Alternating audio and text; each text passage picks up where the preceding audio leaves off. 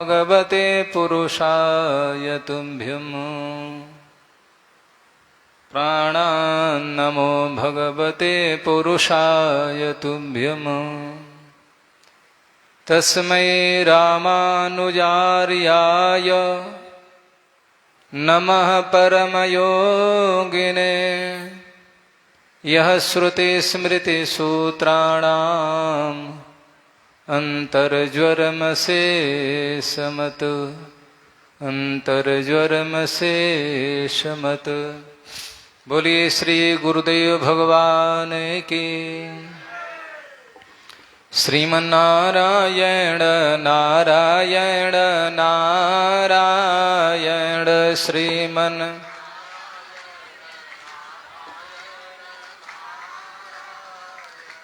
लक्ष्मी नारायण नारायण नारायण लक्ष्मी नारायण।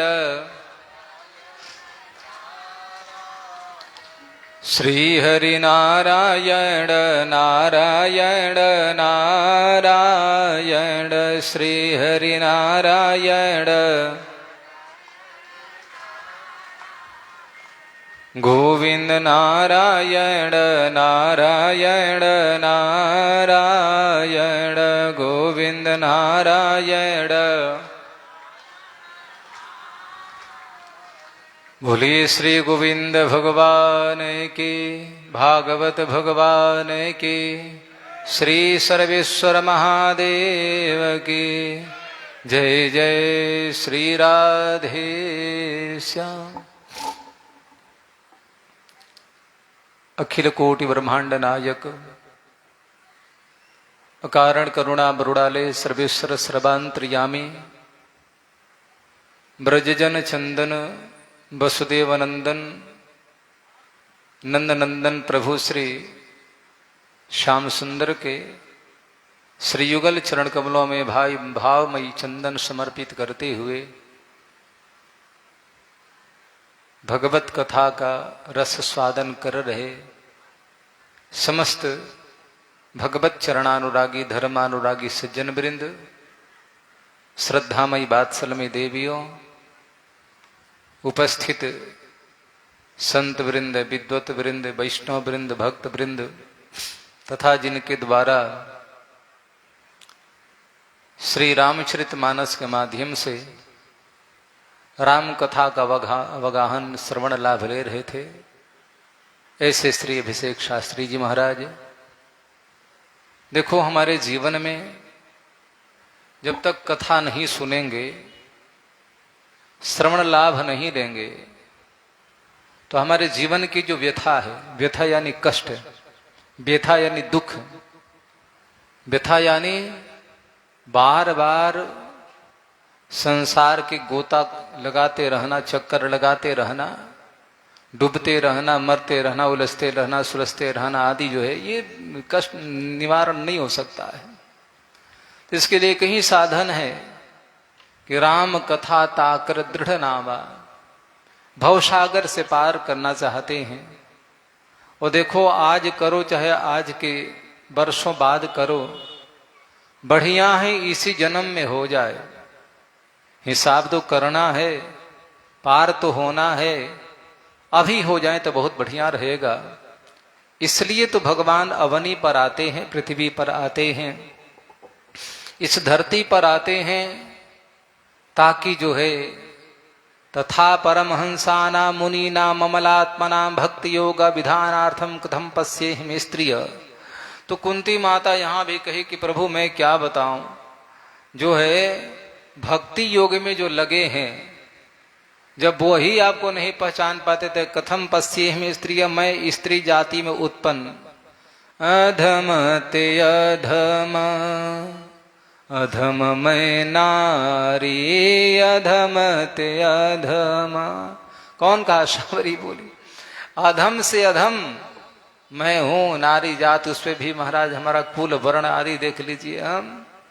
तो आश्चर्य की बात यह है, भगवान नारायण इसलिए आए तथा परमहंसानाम, बड़े बड़े अमलात्मा, विमलात्मा, शुद्धात्मा, दिव्यात्मा, महात्मा, संत, ऋषि, महर्षि आदि आदि जो हैं बरसों से तपस्या साधना आदि कर रहे थे, तो प्रभु ने सोचा कि भाई उनके लिए चलना तो पड़ेगा ही, इसलिए यहां पर है। दूसरी बात ये है, इसलिए आए बता है, रामावतार की चर्चा आप सुने हैं, वहां पर गुरु वशिष्ठ जी महाराज नामकरण संस्कार रखते हैं। लक्षण धाम राम प्रिय सकल जगत आधार, गुरु वशिष्ठ तिहि राख्यो लक्ष्मण नाम उदार। विश्व भरण पोषण कर जोई, ताकर नाम भरत यस होई, जाके सुमिरन तेरी पुना। तो किसी ने कहा कि भाई जो आनंद, राम जी का भी नामकरण संस्कार किया। किसी ने कहा कि राम को नाम की आवश्यकता क्या थी? याद रखिए, राम को नाम का क्या आवश्यकता था? कोई आवश्यकता नहीं थी। कृष्णावतार में भी कहा महाराज, ये जो इनका मैं नाम कृष्ण रखता हूं, तो आखिर जो है इदानीम कृष्णताम गतः, अभी श्याम वर्ण में आए तो किसी ने पूछा नाम की आवश्यकता क्या थी? तो साफ बात है जी, राम का नाम नहीं होता, श्याम कृष्ण का नाम नहीं होता, तो क्या हम और आप भावसागर से पार हो सकते? नहीं हो सकते। राम एक तापस्यति यतारी, नाम अनेक खल कुमति सुधारी। राम तो कुछ लोगों को, कतिपय लोगों को उद्धार किए हैं, मुक्त किए हैं, लेकिन नाम का जाप करके आज भी हजारों हजारों पतित जो है पावन होते जा रहे हैं, भव पार होते जा रहे हैं। इसलिए भाई मेरे, कुंती माता बड़ी तो हम अभी आए हैं, हिसाब अभी बराबर हो जाए तो ठीक है। ये पता चले कथा सुनने के बाद में क्या सत्य है, क्या असत्य है, क्या शाश्वत है, क्या जो है अशाश्वत है, क्या उचित है, क्या अनुचित है, इसका ज्ञान हो जाए। और फिर ज्ञान होने के बाद में जीवन का जो लक्ष्य है, उद्देश्य है, जन्मांतर से भटकता हुआ मैं आ रहा हूं, अब वो लक्ष्य सिद्ध हो जाए, पुरुषार्थ सिद्ध हो जाए। इसलिए तो खैर, तो ये बात बड़ी पावन चर्चा हम सभी लोग सुन रहे थे। अब बात आई, चली थोड़ा सा हम लोग अपने विषय की ओर चलते हैं। कुंती माता ने श्री कृष्ण को प्रणाम किया। मैं प्रणाम करती हूं। कौन है? नमः पंकजनाभाज आदि मैं कल सुनाया था कि भगवान का नेत्र भी कमल के समान है, और रामानुजाचार्य स्वामी सिद्धांत का पुष्ट किए। अब बात यह आई कि कुंती जी भगवान कृष्ण जा रहे थे, तो जाते हुए स्तुति की है, तो निवेदन किया है। और एक बात बता दूं, मैं भगवान को बुलाना चाहते हैं, भगवान के निकट होना चाहते हैं, तो बहुत कुछ करने की आवश्यकता नहीं है, केवल परमात्मा का स्तवन प्रारंभ कर दे, स्मरण प्रारंभ कर दें, भगवान करीब हो जाएगा, नजदीक हो जाएगा। जाता हुआ ठाकुर जो है, गए हुए भगवान भी वापस आ जाते हैं। स्मरण में वो सामर्थ्य है, याद रखिएगा। इसलिए कुंती माता बोली कि प्रभु आपका कितना बड़ा उपकार मेरे ऊपर है, मैं बता नहीं सकती हूं। और यही सच्चाई है, एक बात याद रखिएगा, सत्यता तो यही है। कितनी बड़ी कृपा है, हम थोड़ा कृपा का अनुभव करें।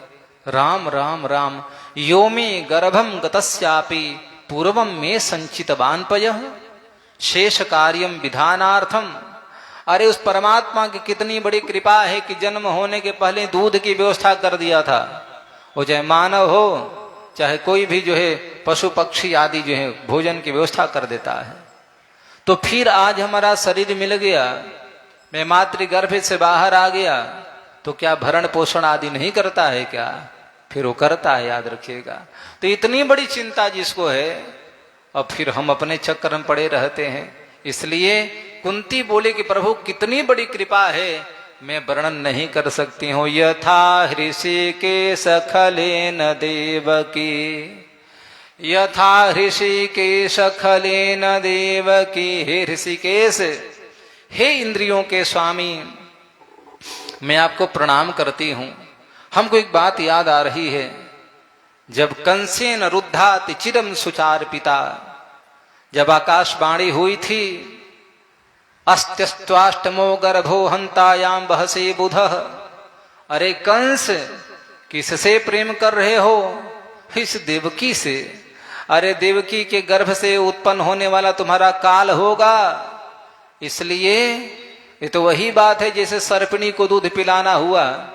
तो भाई मेरे, आकाशवाणी हुई, और आकाशवाणी के बाद में कंस ने बोला, क्या बोले? बोले हाँ, अस्त्यस्त्वाष्टमो गर्भो, 8वां गर्भ तुम्हारा हत्या करेगा, तुम्हारा काल होगा। कंस बोला कि अच्छा। उसी समय द्रौपदी है, उसी समय में माता देवकी को केसों को पकड़ लिया, अब पकड़ करके रथ के नीचे पटक दिया, म्यान से तलवार निकाल दिया, मारने को तैयार हो गया। खैर वसुदेव जी महाराज ने समझाया उस समय, भैया क्यों मार रहे हो? साम दाम दंड भेद आदि सबसे वसुदेव ने समझाने का प्रयास किया है। खैर मान गया, और ये बात आई कि चलो भाई, तुम्हारे जितने भी संतानें होंगी, जितने भी पुत्र होंगे, वो सारे पुत्रों को ला करके आप हमको दे देंगे। वसुदेव जी महाराज बोले कि ठीक है। किसी ने कहा कि बाहर पत्नी का प्रेम, पत्नी के प्रेम के चक्कर में बच्चों को बलिदान दे दिया, बच्चों को मौत के घाट उतार दिया। लेकिन बात सही नहीं है। बात यह है, आज वसुदेव जी महाराज ने मन में विचार किया, अभी कंस शक्तिशाली है, बलशाली है, हो सकता है कल के समय में बूढ़ा होगा, बुजुर्ग होगा, कमजोर होगा, और हमारे जो बच्चे होंगे वो बलिष्ठ होंगे, बलवान होंगे। क्या पता ये हमारे बच्चों को मार देगा कि बच्चे ही इनको मार देंगे, कौन जान सकता है। समय बहुत बलवान होता है। इसलिए वसुदेव जी महाराज बोले कि आए हुए संकट को टालते देना चाहिए।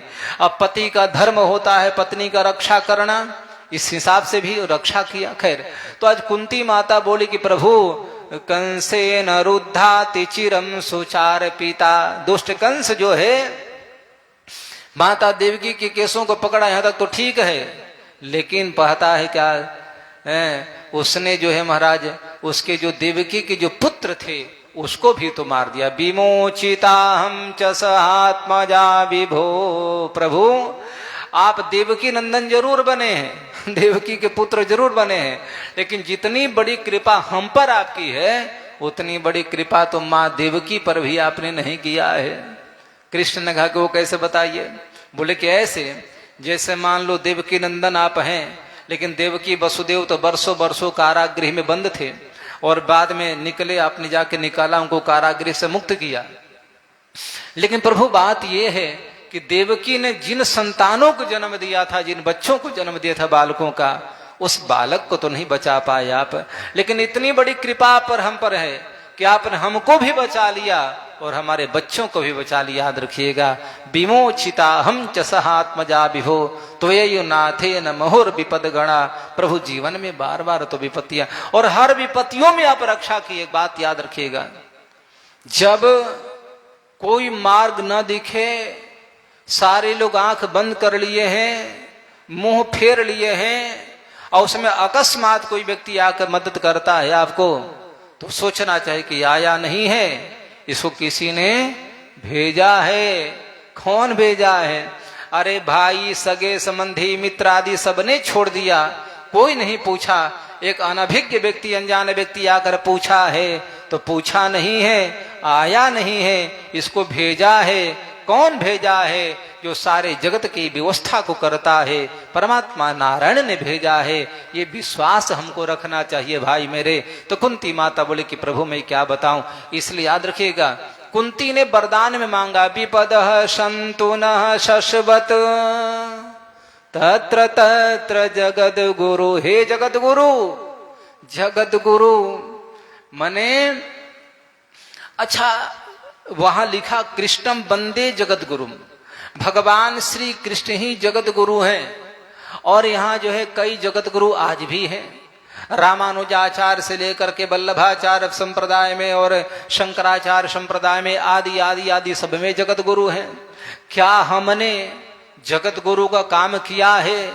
तो भाई मेरे, संसार में जिसके आचरण से, व्यवहार से, बर्ताव से, शिक्षा से, ज्ञान से, तपस्या आदि से लोगों को दिशा मिले, लोगों को मार्ग मिले, उसका भला हो, कल्याण हो, वही तो जगत गुरु हो सकता है। इसलिए श्री कृष्ण जगत के गुरु हैं। कृष्ण ने जो गीता में गायन किया है, गीता ने उपदेश दिया है, वो गीता अनुकरणीय है, याद रखिएगा। थ्योरों ने मस्तक पर श्रीमद् भगवत गीता रख लिया और रख करके नाचने लगा। भगवत गीता छोटी सी पुस्तक मस्तक पर रखा, नाच रहा था। किसी ने पूछा क्या हुआ? अरे क्यों नाच रहे हो? ये गीता से क्या लेना देना है? बोले कि मत पूछो, गीता से बड़ा कोई है क्या? सकल शास्त्र की स्वामी, श्रुतियों की रानी। भैया मेरे, हमारे जीवन का कोई ऐसा प्रश्न नहीं है जिसका समाधान नहीं हो गया, जिसका उत्तर नहीं मिला। अर्वाचीन से अर्वाचीन बातें, प्राचीन से प्राचीन बातें, जो भी बातें हैं, पुराना से पुराना विषय प्रश्न हो, सब भगवत गीता में लिखा हुआ है। इसलिए कृष्ण ही जगत गुरु हैं, याद रखिएगा। भगवान श्री कृष्ण के द्वारा कभी भी ऐसी शिक्षा नहीं दी गई जिसके वजह से समाज का अहित हो, समाज के लोग दिग्भ्रमित हो। इसलिए हमको गीता का पाठ करना चाहिए, हमको भगवान कृष्ण को जगत गुरु के रूप में मानना चाहिए। लेकिन आज भी बहुत सारे लोग ऐसे हैं कि कृष्ण को जगत गुरु मानने को तैयार नहीं है। गुरु का मतलब ही जो ज्ञान देता है, गुरु का मतलब ही जो दिव्य शिक्षा देता है, गुरु का मतलब ही होता है जो हमको समीचीन बातें, कल्याणकारी बातें जो करे, उसका नाम गुरु होता है। इसलिए कुंती जी विपत्ति मांगी, याद रखिएगा, हे जगत गुरु। सही में इस जगत का गुरु तो कृष्ण ही है, उनसे बड़ा गुरु कौन हो सकता है? तो भाई मेरे, बोले विपदः सन्तु नः शश्वत। हमारे जीवन में बार बार विपत्ति आती रहे, अब थोड़ा सा समझेंगे हम। तो कृष्ण बोले कि बुआ जी, लगता है आज तुम भांग भांग काली हो गया, मति घूम कैसे गई? बोले क्यों? अरे जरा सोचो, जिसका संपूर्ण जीवन विपत्तियों से घिरा हुआ है ना? बोले कहां बताइए? जन्म कहीं पर होता है, पालन पोषण कहीं पर होता है। कुंती भोज राजा ले गए, इनका नाम कुंती दे दिया, नाम तो प्रथा था। अब मजे की बात यह है, देखो तो भैया मेरे, कुंती का जीवन भी बड़ा अद्भुत है, क्या कहा जाए। शायद कोई भी स्त्री इतना कष्ट नहीं उठाई होगी जिसने कुंती माता ने उठाई है। कृष्ण बोले कि संपूर्ण जीवन जिनका कष्टों से भरा पड़ा है, दुखों से भरा पड़ा है, आज वो फिर दुख मांग रहा है, ये नहीं हो सकता है। बुआ जी, जो मांगो सो दे दूंगा, लेकिन मैं दुख नहीं दूंगा। कुंती बोली कि देना है तो दुख दीजिए। विपदः सन्तु नः, नः मने हमारे जीवन में बार बार विपत्ति आती रहे। तो देखो कुंती का जीवन कैसा है। इनका नाम तो प्रथा था, बाद में कुंती भोज राजा लगे, कुंती अपना नाम दे दिए, कुंती दे दिए। और आश्चर्य की बात, जब शादी हुई इनकी, तो शादी किससे हुई? महाराज पांडु से शादी हुई। और पांडु से शादी तो हुई, लेकिन पांडु को श्राप लगा पड़ा है कि भोग की दृष्टि से, संसर्ग की दृष्टि से पत्नी के पास जाओगे तो मृत्यु हो जाएगी, याद रखिएगा। बाल्यकाल कहीं कटा, जन्म कहीं पर हुआ, भरण पोषण पालन कहीं पर हुआ, शादी भी हुई तो रोगी से हुआ, वो भी श्रापित रोगी है, श्रापित पति है कि भोग्य की दृष्टि से जाओगे तो मर जाओगे। अब बताओ, जमानी भी ऐसी गई। लेकिन अब ये हुआ कि देखो, जीवन में गुरु जो होते हैं ना, बहुत कुछ दे जाते हैं। हमको पता चले न चले बात अलग ही है। गुरु का दिया हुआ मंत्र सदैव जो है अनुसंधानीय है, चिंतनीय है, जपनीय है, भजनीय है। हमेशा करो, पता नहीं कब फल दे दे, कब मौके पर काम आए। इसलिए दुर्वासा के सेवा का प्रभाव था कि कुंती जिन देवताओं को चाहती थी उसको बुला लेती थी। लेकिन आज महाराज पांडु जो हैं नीरस हो गए। जीवन में दो पत्नियां हैं, एक कुंती है यानी प्रथा, दूसरा माद्री है। और क्या की, अब तो सोची कि हमारे से कोई, मेरे द्वारा कोई संतान तो होगा नहीं, चलो भाई क्या करते हैं, तो छोड़ो सब, चलो जंगल में चलते हैं। और जंगल में इसलिए नहीं गए कि मर जाएं, जंगल में इसलिए नहीं गए कि तो नीरस हो गए जीवन से, क्या सोचे जंगल में ऋषि महर्षि संत महात्मा आदि रहते हैं, शायद उनका आशीर्वाद मिल जाए। बोला ना, महात्मा दो चर्चा है, इदम भक्षिण सप, ये ले जाओ पत्नी को खिला देना, तथा पुत्रोति निर्मल। आत्मदेव को संत महात्मा ने दिया था फल, बोले कि खिला देना, निर्मल पुत्र होगा, अच्छा पुत्र होगा। तो महाराज पांडु ने मन में विचार किया कि जंगल में जाऊंगा और वहां संत महात्मा सिद्ध आदि मिल जाए तो आशीर्वाद दे देंगे, तो शायद मेरे द्वारा कोई संतान हो जाएगा, और संतान होगा तो राज्य पाठ आदि संभालेगा, यही सोचकर गए थे। लेकिन ये तो हुआ नहीं, जीवन नीरस हो गया, क्या करें। लेकिन प्रारब्धम परिभुज्य कर्म सकलम प्रच्छिन्न कर्मांतर। एक बात याद रखिएगा मेरे मित्रों, आपने जो किया है भरना तो आपको पड़ेगा, राई राई का लेखा होगा, बात कभी मत भूलो। एक बात याद रखिएगा, मैं बार बार कहा करता हूं, बोया पेड़ बबूल का तो आम कहां से होए। जिस व्यक्ति ने बबूल का वृक्ष लगाया हो और उम्मीद करता हो खाने को आम मिले, संभव नहीं हो सकता है। आम तो आम के वृक्ष पर मिलेगा और बबूल पर तो कांटे ही कांटे मिलते हैं, याद रखिएगा। यानी हम जैसा किए हैं वही फल मिलेगा। गोस्वामी जी महाराज लिखे, कर्म प्रधान विश्वर चिराखा, जो जस कर ही सो तस फल चाखा। कर्म प्रधान, कर्म करते समय सजग रहें, सावधान रहें, नहीं तो भैया मेरे जो काम किए हैं, अब साफ ब्याह बात है, खेत में रहर डाले हो, रहर का बीज डाले हैं, तो क्या यहाँ पर आम थोड़े उग जाएगा, धान थोड़े उगेगा, गेहूं थोड़े उगेगा। जिस खेत में गेहूं डाले हैं गेहूं निकलेगा, मसूर डाले हैं मसूर निकलेगा, चना डाले हैं चना निकलेगा, अरहर डाले हैं तो अरहर निकलेगा। मतलब हमारे कर्म जैसे हैं उसी के अनुसार तो फल मिलेगा। इसलिए सृष्टि का निर्माण, सृष्टि का संरचना, सृष्टि का विस्तार, सृष्टि का व्यापकता और सृष्टि में जो वस्तु का प्राप्ति है वो कर्म के आधार पर है। तो जो जस कर ही सो तस फल चाखा, जो जैसा करता है वैसा ही फल मिलता है। आपने देखा होगा एक साथ में जुड़वा बच्चे जन्म लेते हैं किसी किसी माँ के गर्भ से, और एक साथ जन्म लेने वाला बच्चा एक अच्छा पदाधिकारी, पैसे वाला, मनिष्ठर आदि ज्ञानी होता है, सत्कर्मी धर्मात्मा होता है, और एक वहीं पर बीमार पड़ेगा, रोगी होगा, निर्धन होगा, गलत कुसंग में पड़ा जाएगा। क्यों? क्योंकि प्रारब्ध है, याद रखिएगा।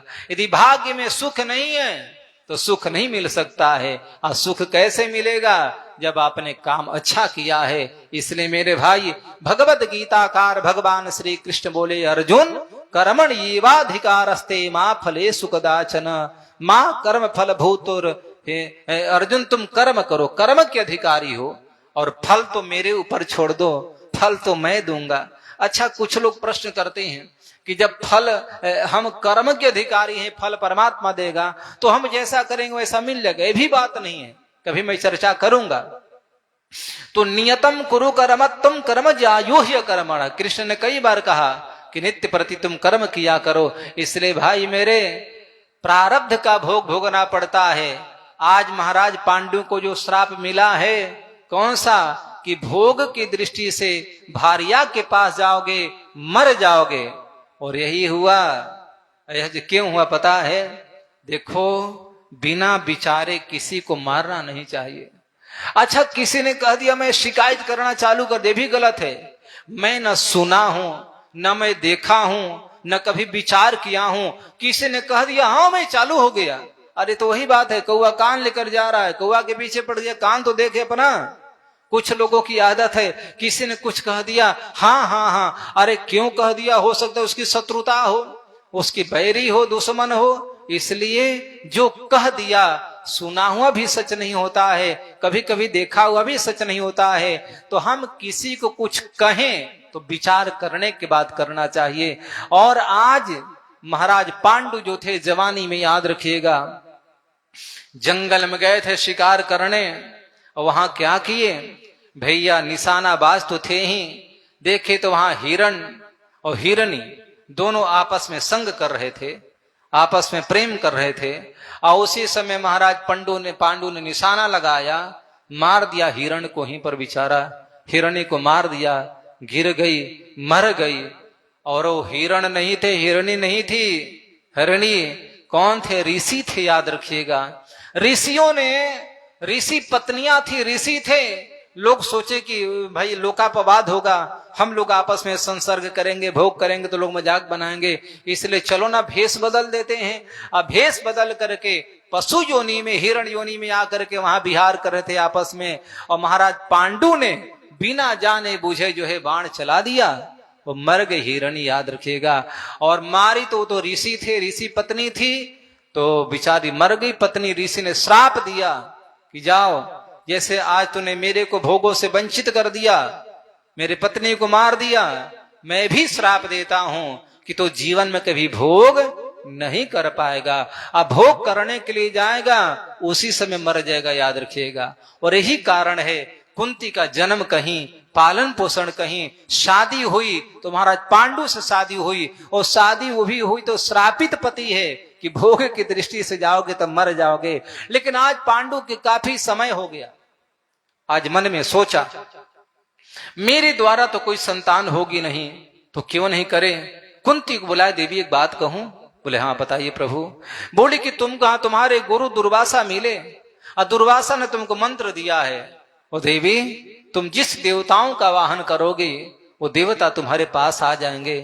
कुंती बोली बात तो सही है। बोली कि तुम उन देवताओं से पुत्र मांग लो।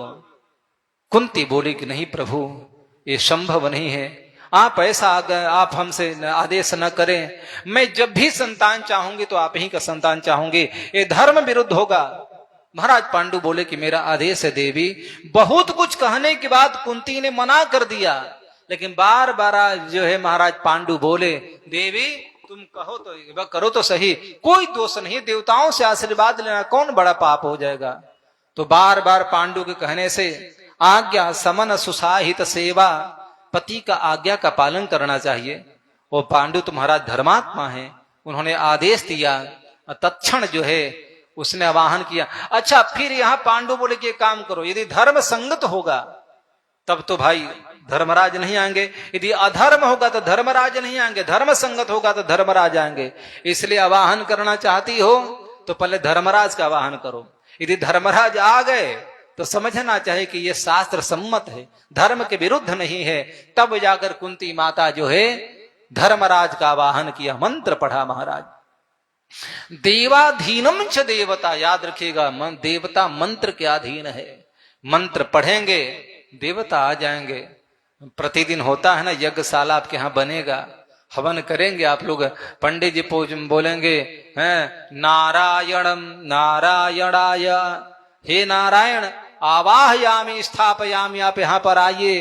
वो नारायण आते हैं, आप फिर प्रदक्षिणा करते हैं, खीर का प्रसाद लेते हैं, परिक्रमा करते हैं, तो लोगों की अभिलष मनोभिलषित कामना जो भी इच्छाएं होती है पूर्ण हो जाती है। इसलिए यज्ञ में साक्षात परमात्मा आते हैं, ये कभी भेद बुद्धि नहीं रखना चाहिए।